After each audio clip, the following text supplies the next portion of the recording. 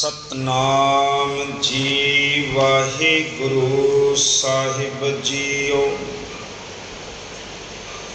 जीत फिरै सब देश दिशान को, बाजत ढोल मृदंग निगारे। गूंजत बूढ़ग जान के सुंदर, हंसत ही है राज हजारे। पूत भविख पवन के भूपत, कौन कनै नहीं जात विचारे। श्रीपत श्री भगवान भजे बिन, अंत को अंत के धाम सिधारे। तीर्थ नान दया दम दान, सो संजम नेम अनेक बशिख है। वेद पुराण कतिब कुरान, जमीन जमान सबान की पिख है। पौन आहार जति जत तार, सबै सो विचार हजार देखै। श्री भगवान भजे बिन भूपत, एक रति बिन एक न लिखै। श्री भगवान भजे बिन भूपत, एक रति बिन एक न लिखै। वाहिगुरु जी का खालसा, वाहिगुरु जी की फतेह। वडभागे हाँ सतगुरु पातशाह ने अपने चरणों दे विच बैठा के अपनी बाणी की दात सानू बख्शिश की है। धन गुरु कलगीधर सतगुरु पातशाह के पावन वचन तो प्रसाद सोईए। असी समझण का यतन कर रहे हाँ जी। पहले दो सवैया की विचार आपां कल कीती सी। जीत फिरै सब देश दिसान को, बाजत ढोल मृदंग नगारे। इत्थों विचार आपां आरंभ करांगे। तो तीसरे पदे दे विच भी धन गुरु कलगीधर पातशाह, दूसरे पदे दे वांग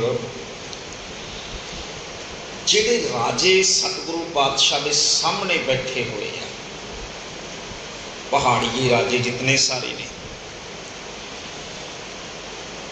तो उन्होंने सारियां नूं संबोधन करके धन गुरु कलगीधर पातशाह के पावन वचन करते। जीत फिरै सब देश दिसान, जे कोई वड्डे तो वड्डा चक्रवर्ती राजा जितदा फिरे देशां दिशावां, चारे दिशावां दे जिहड़े देश भाव कि चारे तरफ देशां देशांतरां नूं जे कोई राजा जितदा फिरे। बाजत ढोल मृदंग नगारे। पातशाह कहंदे उसके दरवाजे दे उपर, ਉਹਦੇ दरबार ਦੇ ਵਿੱਚ ਢੋਲ मृदंग ਤੇ नगारे ਵੱਜਦੇ भी। ਉਹ नगारे ਵੱਜਣਾ ਆਪਣੇ ਆਪ ਵਿੱਚ ਰਾਜੇ ਹੋਣ ਦੀ ਨਿਸ਼ਾਨੀ ਹੁੰਦਾ ਹੈ। ਜਦੋਂ ਧੰਨ ਗੁਰੂ ਕਲਗੀਧਰ ਸਤਿਗੁਰੂ ਪਾਤਸ਼ਾਹ ਜੀ ਨੇ ਨਾ ਰਣਜੀਤ ਨਗਾਰਾ ਸਾਜਿਆ। ਹੁਣ ਸਾਡੇ ਕੋਲ ਨਗਾਰਾ ਪਿਛਲੇ ਪਾਸੇ ਪਿਆ, ਉਹਨੂੰ ਵਜਾਏ ਪਤਾ ਨਹੀਂ ਕਿੰਨੀ ਦੇਰ ਹੋ ਗਈ ਹੋਣੀ ਹੈ, पर नगारे तो रोजाना ही गुरु घर में रोजाना बजते हैं। रहत मर्यादा में लिखा हुआ है समय समय जोड़ा नगारा है वो बजता रहे, क्योंकि नगारा भी बादशाहत की निशानी है। जिमें चौर साहब है, चंदोआ साहब है, कलगी है, ये बादशाह होने की निशानी है। इस तरह नगारा भी बादशाह होने की निशानी है। नगारे जोगियां दे नहीं बजते होंगे, ये बादशाह के बजते होंगे नगारे। तो रणजीत नगारे की आवाज़ ही सी जदों वजदा सी ना, ते पहाड़ियां दे दिलां दे विच कहंदे तरथली मच जाती सी भी गुरु का नगारा क्यों वजदा पिया। और जो सिंह चढ़ाइयां करते सी, जदों गुरु कलगीधर पातशाह भी आनंदपुर साहिब तो बाहर निकलते सन तो अगे अगे नगारा वजदा सी। तो कहने का भाव नगारा अपने आप दे विच ही बादशाहत का प्रतीक है, निशानी है। एक दरबार बादशाह का दरबार है। जे गुरु जे दरबार च नगारा पिया ना, इसका अर्थ यह बादशाह का दरबार है। तो गुरु कलगीधर पातशाह इत्थे पहाड़ी राजियां की गल करते हैं। जीत फिरै सब देश दिशान, देशां देशांतरां दे विच दूर दूर तक जे कोई देशां नूं जितदा फिरे, बाजत ढोल मृदंग नगारे, उहदे तुरदियां होइयां उहदे दरबार विच उहदे दरवाजे दे उपर ढोल मृदंग नगारे वजदे होण। गूंजत गुंजत बूढ़ जान के सुंदर, गुंजत गुंजत होंदा गूंज रहे होण, गूंजत गूंज रहे होण। गूढ़ का अर्थ होंदा टोले ग्रुप जथे। ध्यान दिओ जी। हाथी गज का अर्थ होंदा हाथी। तो पातशाह कहते ने हंसत ही है राज हजारे, हंसत हंसत ये बड़े ध्यान समझना इस गल नूं। गूंजत का अर्थ है गूंजते होण, गूढ़ का अर्थ है टोले ग्रुप, गज का अर्थ है हाथी, हंस का अर्थ है हिणकते होण। हंसत घोड़ा हिणकदा है ना, तो जे बड़े कीमती घोड़े हिणकते होण। है का अर्थ भी घोड़े, हैराज का अर्थ है वधिया किस्म के वधिया नस्ल के घोड़े। तो धन गुरु कलगीधर पातशाह कहते ने जे कोई देशां देशांतरां नूं जितदा फिरे, उहदे दरबार उहदे चलदियां उहदे दरवाजे दे उपर ढोल नगारे वजदे भी होण। जे पातशाह अगला वचन पातशाह कहंदे जे किसी दे तंबेले दे विच, जे किसी दी मलकीयत दे विच बड़े सुंदर हाथियां दे टोले होण। ध्यान दो, टोले होण, गूढ़ अर्थ हुंदा टोले होण।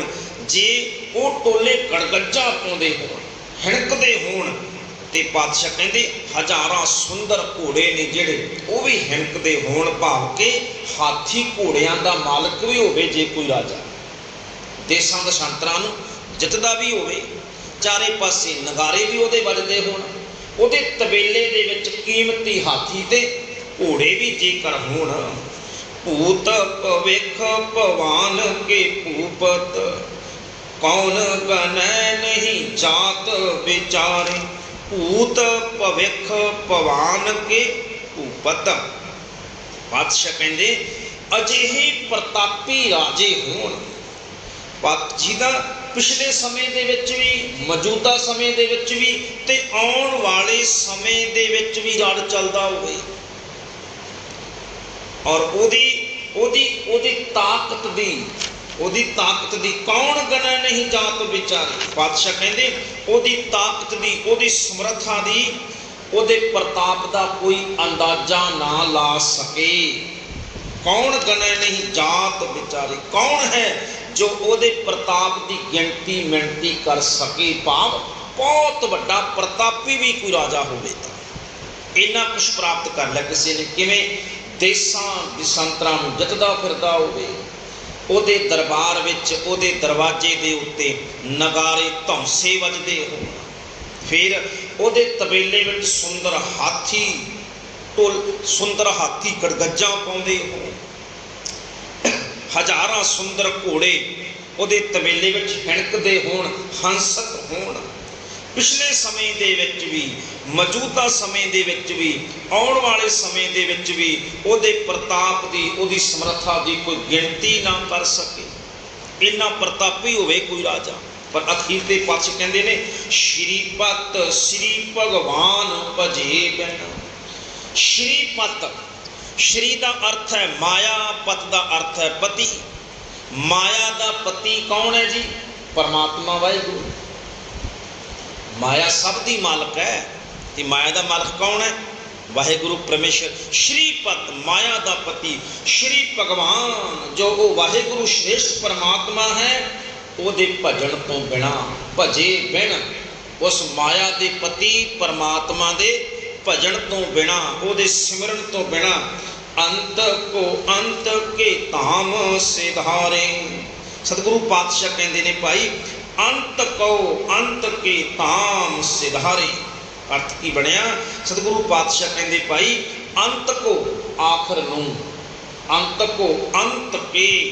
ਅੰਤ ਕੇ ਦਾ ਕੀ ਅਰਥ ਹੈ? ਅੰਤ ਦਾ ਅਰਥ ਹੈ ਇੱਥੇ ਮੌਤ। ਥੋੜਾ ਇਹ ਨੁਕਤਾ ਬੜੀ ਤਰ੍ਹਾਂ ਸਮਝੋ। ਅੰਤ ਕੋ ਅੰਤ ਨੂੰ, ਅੰਤ ਕੇ ਮੌਤ ਦੇ, ਧਾਮ ਸਿਧਾਰੇ, ਮੌਤ ਦੇ ਘਰ ਹੀ ਪੈਂਦਾ ਹੈ, ਮੌਤ ਦੇ ਘਰ ਹੀ ਜਾਣਾ ਪੈਂਦਾ ਹੈ ਐਸੀ ਰਾਜਿਆਂ ਨੂੰ ਜਿਹੜੇ ਪਰਮਾਤਮਾ ਦਾ ਭਜਨ ਨਹੀਂ ਕਰਦੇ ਹਨ। ਤਾਂ ਇਹਦਾ ਅਰਥ ਇਹੀ ਬਣਦਾ ਹੈ ਕਿ ਸਤਿਗੁਰੂ ਪਾਤਸ਼ਾਹ ਕਹਿੰਦੇ ਤਾਕਤ ਭਾਵੇਂ ਕਿਤਨੀ ਵੀ ਹੋਵੇ, ਜਿਹਨੂੰ ਧੰਨ ਗੁਰੂ ਅਰਜਨ ਸਾਹਿਬ ਪਾਤਸ਼ਾਹ ਕਹਿੰਦੇ ਨਾ, ਸਤਿਗੁਰੂ ਪਾਤਸ਼ਾਹ ਬਚਨ ਆਉਂਦਾ ਸਤਿਗੁਰਾਂ ਦੀ ਬਾਣੀ ਦੇ ਵਿੱਚ, ਪਾਤਸ਼ਾਹ ਕਹਿੰਦੇ ਜੇ ਕੋਈ 9 ਖੰਡ ਪ੍ਰਿਥਵੀ ਨੂੰ ਜਿੱਤਦਾ ਵੀ ਫਿਰੇ, ਜੇ ਚਾਰੇ ਪਾਸੇ ਉਹਦੀ ਚੜ੍ਹਾਈ ਵੀ ਹੋਵੇ, ਪਰ ਜੇਕਰ ਪਰਮੇਸ਼ਰ ਦਾ ਨਾਮ ਨਹੀਂ ਹੈ, ਤੇ ਸਤਿਗੁਰੂ ਪਾਤਸ਼ਾਹ ਕਹਿੰਦੇ ਬਸੰਤ ਸਵਰਗ ਲੋਕਾ ਜਿੱਤੇ ਪ੍ਰਿਥਵੀ ਨਵ ਖੰਡਨ ਹੈ। ਸਵਰਗ ਵਰਗੇ ਘਰ ਵਿੱਚ ਕੋਈ ਵਸਦਾ ਹੋਵੇ, ਬਸੰਤ ਸਵਰਗ ਲੋਕਾ ਜਿੱਤੇ, ਦੁਨੀਆ ਦੀ ਲੁਕਾਈ ਨੂੰ ਜਿੱਤਦਾ ਵੀ ਫਿਰਦਾ ਹੋਵੇ ਕੋਈ, ਪ੍ਰਿਥਵੀ ਨਵ ਖੰਡਨ ਹੈ। ਪ੍ਰਿਥਵੀ ਭਾਵ ਕਿ 9 ਖੰਡ ਪ੍ਰਿਥਵੀ ਨੂੰ ਜਿੱਤਦਾ ਵੀ ਫਿਰਦਾ ਹੋਵੇ, ਸਵਰਗ ਵਰਗੇ ਘਰ ਵਿੱਚ ਵੀ ਕੋਈ ਰਹਿੰਦਾ ਹੋਵੇ। ਬਿਸਰੰਤ ਹਰ ਗੋਪਾਲਾ, ਜੇਕਰ ਉਹ ਇੱਕ ਧਰਤੀ ਦੇ ਪਾਲਣਹਾਰੇ ਪਰਮਾਤਮਾ ਨੂੰ ਭੁੱਲ ਕੇ ਬੈਠਾ ਹੋਵੇ, ਭਾਵ ਕਿ ਪਰਮਾਤਮਾ ਨੂੰ ਭੁੱਲਿਆ ਹੋਵੇ, ਸਭ ਕੁਝ ਕਰਦਾ ਹੋਵੇ, ਧਨ ਦੌਲਤ ਵੀ ਹੋਵੇ, ਜਮੀਨਦਾਰਾਂ ਵੀ ਹੋਣ, ਤਖਤ ਤਾਜ ਵੀ ਹੋਵੇ, ਪਰ ਇੱਕ ਪਰਮਾਤਮਾ ਦੇ ਨਾਮ ਨੂੰ ਭੁੱਲ ਕੇ ਬੈਠਾ ਹੋਵੇ। ਬਿਸਰੰਤ ਹਰ ਗੋਪਾਲਾ, ਨਾਨਕ ਤੇ ਪ੍ਰਾਣੀ ਉਦਿਆਨ ਭਰਮਣੈ। ਪਾਤਸ਼ਾਹ ਕਹਿੰਦੇ ਉਹਦੀ ਜ਼ਿੰਦਗੀ ਇਸ ਤਰ੍ਹਾਂ ਹੈ ਜਿਵੇਂ ਕੋਈ ਇਕੱਲਾ ਜੰਗਲ ਵਿੱਚ ਦੁਖੀ ਹੋ ਕੇ ਭਟਕ ਰਿਹਾ ਹੈ। ਉਹਦੀ ਜ਼ਿੰਦਗੀ ਜੰਗਲ ਵਿੱਚ ਭਟਕਦੇ ਹੋਏ ਉਸ ਇਨਸਾਨ ਵਰਗੀ ਹੈ ਜਿਹੜਾ ਸਭ ਕੁਝ ਭੁੱਲ ਕੇ ਬੈਠਾ ਹੈ। ਇਸ ਕਰਕੇ ਸਤਿਗੁਰੂ ਪਾਤਸ਼ਾਹ ਕਹਿੰਦੇ ਭਾਵੇਂ ਕਿਤਨਾ ਵੀ ਧਨ ਦੌਲਤ, ਹਾਥੀ ਘੋੜੇ, ਜ਼ਮੀਨ ਜਾਇਦਾਦ, ਤਖਤ ਤੋਂ ਤਾਜ ਹੋਵੇ, ਪਰ ਪਰਮਾਤਮਾ ਦੇ ਭਜਨ ਤੋਂ ਬਿਨਾ ਭਾਈ ਅਖੀਰ ਨੂੰ ਬੰਦਾ ਮੌਤ ਦੇ ਮੂੰਹ ਵਿੱਚ, ਵਕਾਰਾਂ ਦੇ ਮੂੰਹ ਵਿੱਚ, ਪਾਪਾਂ ਦੇ ਮੂੰਹ ਵਿੱਚ ਹੀ ਪੈਂਦਾ ਹੈ। ਅਰਥ ਹੈ ਇਹ ਤਾਕਤ ਕੇਵਲ ਦੁਨਿਆਵੀ ਹੈ। ਪਰਮਾਤਮਾ ਦੇ ਦਰਬਾਰ ਵਿੱਚ ਕੇਵਲ ਭਾਈ ਕੀਮਤ ਬੰਦਗੀ ਦੀ ਪੈਣੀ ਹੈ, ਸਿਮਰਨ ਦੀ ਪੈਣੀ ਹੈ।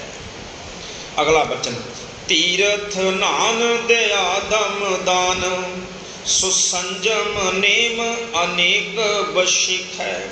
ਤੀਰਥ ਨਾਨ, ਤੀਰਥਾਂ ਦਾ ਇਸ਼ਨਾਨ, ਦਇਆ ਦਮ ਦਾਨ, ਦਇਆ ਦਾ ਅਰਥ ਹੁੰਦਾ ਤਰਸ ਕਰਨਾ, ਦਇਆ ਕਰਨੀ। ਦਮ ਦਾਨ ਦਾ ਅਰਥ ਹੁੰਦਾ ਦਮ ਦਾਨ, ਵਕਾਰਾਂ, ਮਨ ਨੂੰ ਵਕਾਰਾਂ ਦੇ ਵੱਲੋਂ ਰੋਕ ਕੇ ਦਾਨ ਕਰਨਾ, ਦਮ ਦਾਨ। ਸੁਸੰਜਮ ਨੇਮ, ਸੰਜਮ ਹੁੰਦਾ ਮਰਿਆਦਾ ਨਿਭਾਉਣੀ। ਸੰਜਮ ਦਾ ਅਰਥ ਵੈਸੇ, ਸੰਜਮ ਦਾ ਅਰਥ ਵੈਸੇ ਹੁੰਦਾ ਇੰਦਰੀਆਂ ਦੇ ਵੱਲੋਂ ਆਪਣੇ ਮਨ ਨੂੰ ਰੋਕ ਕੇ ਰੱਖਣਾ, ਸੰਜਮ ਦੇ ਵਿੱਚ ਰਹਿਣਾ।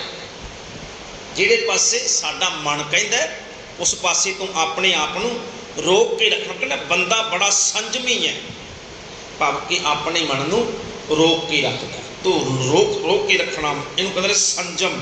ਸੰਜਮ ਨੇਮ ਅਨੇਕ ਬਸ਼ਿਕ ਹੈ।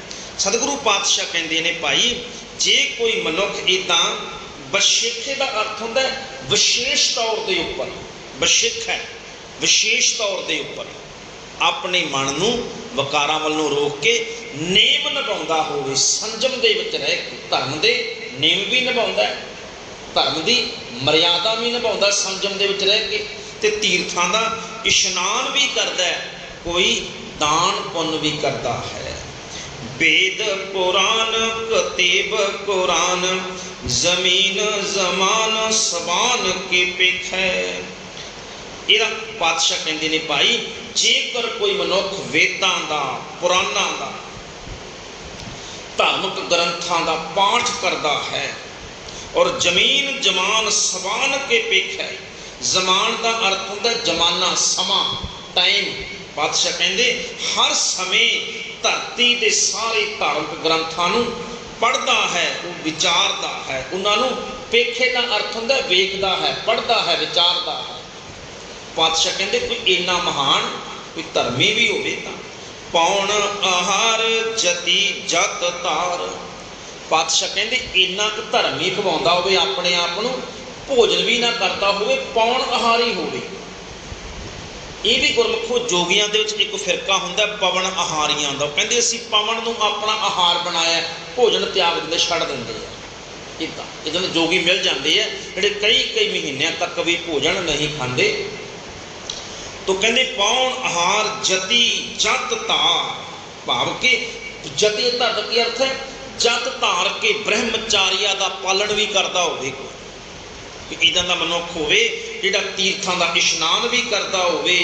ਪਾਤਸ਼ਾਹ ਕਹਿੰਦੇ ਨੇ ਦਾਨ ਪੁੰਨ ਵੀ ਕਰਦਾ ਹੋਵੇ, ਮਨ ਵਿੱਚ ਦਇਆ ਵੀ ਹੋਵੇ, ਸੰਜਮੀ ਵੀ ਹੋਵੇ, ਤਰ੍ਹਾਂ ਤਰ੍ਹਾਂ ਦੇ ਨੇਮ ਵੀ, ਧਰਮ ਦੀ ਮਰਿਆਦਾ ਨੂੰ ਵੀ ਨਿਭਾਉਣ ਵਾਲਾ ਹੋਵੇ।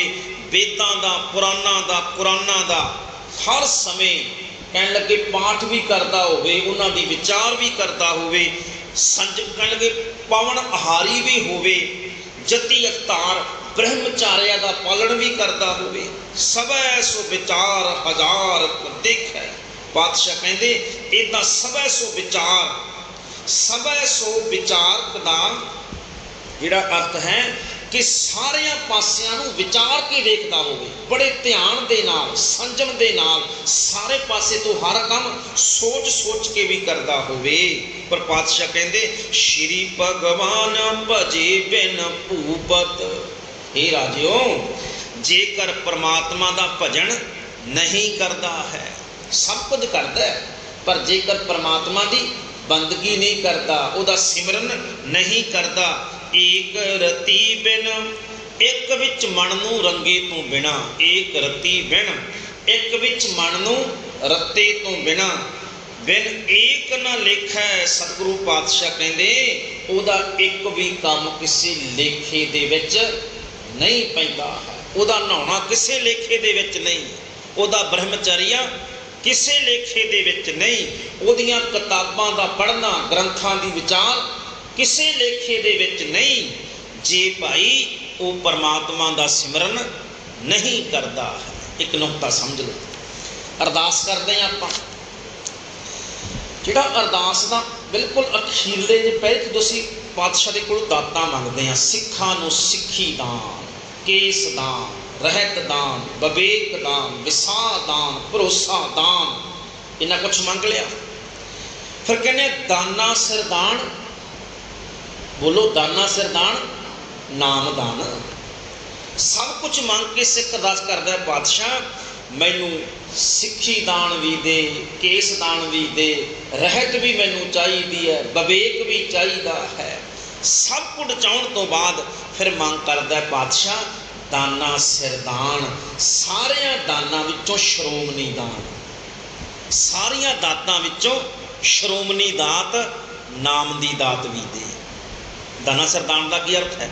ਦਾਨਾ ਸਿਰਦਾਨ ਨਾਮ ਦਾ ਇਕੱਠਾ ਬੋਲਣਾ। ਇਹ ਦਾਨਾ ਸਿਰਦਾਨ, ਦਾਨਾਂ ਵਿੱਚੋਂ ਸਭ ਤੋਂ ਸ਼੍ਰੋਮਣੀ ਦਾਨ, ਸ੍ਰੇਸ਼ਟ ਦਾਨ ਕਿਹੜਾ ਹੈ? ਨਾਮ ਦਾਨ। ਮੈਨੂੰ ਨਾਮ ਦਾਨ ਵੀ ਦਿਓ।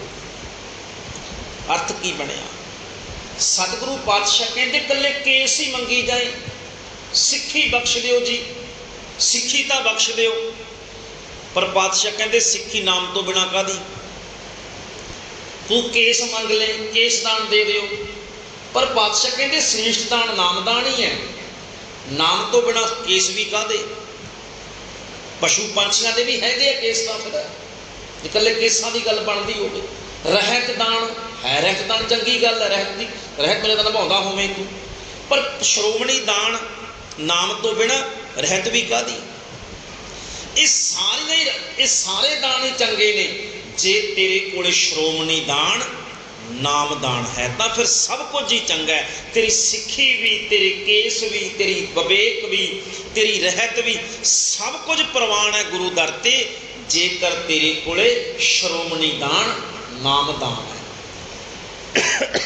ਇਸੇ ਨੂੰ ਧੰਨ ਗੁਰੂ ਅਰਜਨ ਸਾਹਿਬ ਪਾਤਸ਼ਾਹ ਕਹਿੰਦੇ, ਜਾਪ ਤਾਪ ਗਿਆਨ ਸਭ ਧਿਆਨ, ਖੱਟ ਸ਼ਾਸਤਰ ਸਿਮਰਤ ਬਖਿਆਨ, ਜੋਗ ਅਭਿਆਸ ਕਰਮ ਧਰਮ ਕਿਰਿਆ, ਸਗਲ ਤਿਆਗ ਬਨ ਮੱਧੇ ਫਿਰਿਆ, ਅਨੇਕ ਪ੍ਰਕਾਰ ਕੀਏ ਬਹੁ ਜਤਨਾ, ਪੁੰਨ ਦਾਨ ਹੋਮੈ ਬਹੁ ਰਤਨਾ, ਸਰੀਰ ਕਟਾਏ ਹੋਮੈ ਕਰ ਰਾਤੀ, ਵਰਤ ਨੇਮ ਕਰੈ ਬਹੁ ਭਾਂਤੀ, ਨਹੀਂ ਤੁਲ ਰਾਮ ਨਾਮ ਵਿਚਾਰ। ਇਹ ਭਾਈ ਪਰਮਾਤਮਾ ਦੇ ਨਾਮ ਦੇ ਤੁਲ ਨਹੀਂ ਹੈ। ਤੂੰ ਜਿਤਨੇ ਵੀ ਉੱਪਰਲੇ ਕਰਮ ਨੇ ਨਾ, ਇਹ ਸਾਰੇ ਕਰ ਵੀ ਲਵੇਂ, ਨਹੀਂ ਤੁਲ। ਤੁਲ ਦਾ ਕੀ ਅਰਥ ਹੁੰਦਾ? ਇਹਨਾਂ ਦੀ ਤੁਲਨਾ ਨਾਮ ਨਾਲ ਨਹੀਂ ਹੋ ਸਕਦੀ, ਨਾਮ ਦੇ ਬਰਾਬਰ ਨਹੀਂ ਹੈ ਇਹ। ਰਾਮ ਨਾਮ ਵਿਚਾਰ, ਨਾਨਕ ਗੁਰਮੁਖ ਨਾਮ ਜਪੀਐ ਇੱਕ ਵਾਰ। ਇੱਕ ਪਾਸੇ ਕੋਈ ਸਾਰੇ ਕਰਮ ਨਿਭਾਉਂਦਾ ਹੈ, ਇੱਕ ਪਾਸੇ ਪ੍ਰਮਾਤਮਾ ਦਾ ਨਾਮ ਜਪਦਾ ਹੈ। ਤੋ ਪਾਤਸ਼ਾਹ ਕਹਿੰਦੇ ਨਾਮ ਦੀ ਬਰਾਬਰੀ ਕਿੱਥੇ ਕਰਨਗੇ ਭਾਈ ਇਹ ਸਾਰੇ ਕਰਮ। ਅੱਛਾ, ਇੱਕ ਨੁਕਤਾ ਹੋਰ ਸਮਝੋ, ਕਿਤੇ ਭੁਲੇਖਾ ਨਾ ਪੈ ਜਾਏ।